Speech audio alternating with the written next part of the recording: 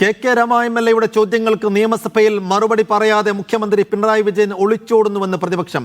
പാർട്ടിയുമായി ബന്ധപ്പെട്ട കേസുകളിൽ പ്രതിയാകുന്നവർക്ക് അനധികൃതമായി പരോൾ നൽകുന്നത് ചർച്ച ചെയ്യാത്തതിൽ പ്രതിഷേധിച്ച് പ്രതിപക്ഷം സഭ ബഹിഷ്കരിച്ചു.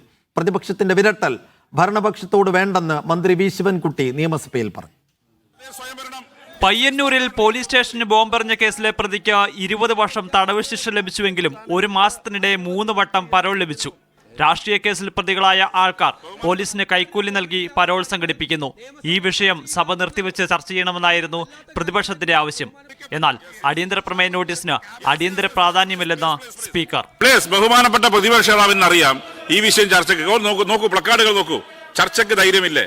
അതിനർത്ഥം നിങ്ങൾക്ക് തന്നെ അറിയാം ചർച്ച എടുക്കില്ലെന്ന്. കാരണം ചർച്ചയ്ക്ക് എടുക്കാൻ സാധിക്കാത്ത പോയിന്റ് കൊണ്ടുവന്ന് നിങ്ങൾ പ്ലക്കാർഡ് ഉയർത്തുകയാണ്. അപ്പൊ അതിന് വളരെ ക്ലിയർ ആണ്, പ്രീ പ്ലാൻഡ് ആണ്. പ്രതിപക്ഷ അവകാശങ്ങളെ സ്പീക്കർ തമസ്കരിക്കുന്നുവെന്ന് പ്രതിപക്ഷ നേതാവ് VD സതീശൻ. സർക്കാരിന് സൗകര്യമില്ലാത്ത കാര്യങ്ങൾ നിയമസഭയിൽ ചർച്ചയില്ല എന്നാണോ? അല്ലാത്ത കാര്യങ്ങളെ കുറിച്ച് ബഹുമാനപ്പെട്ട സ്പീക്കർ കുറെ ചർച്ചകൾ ഇവിടെ നടത്തി, ചർച്ചയ്ക്ക് എടുത്തു എന്ന് പറയുന്നു. സർക്കാരിന് സൗകര്യമില്ലാത്ത കാര്യങ്ങൾ നിയമസഭയിൽ ചർച്ച ചെയ്യില്ല എന്ന് പറഞ്ഞാൽ അനുമതി നിഷേധിച്ചതോടെ പ്രതിപക്ഷം നടുത്തളത്തിലിറങ്ങി.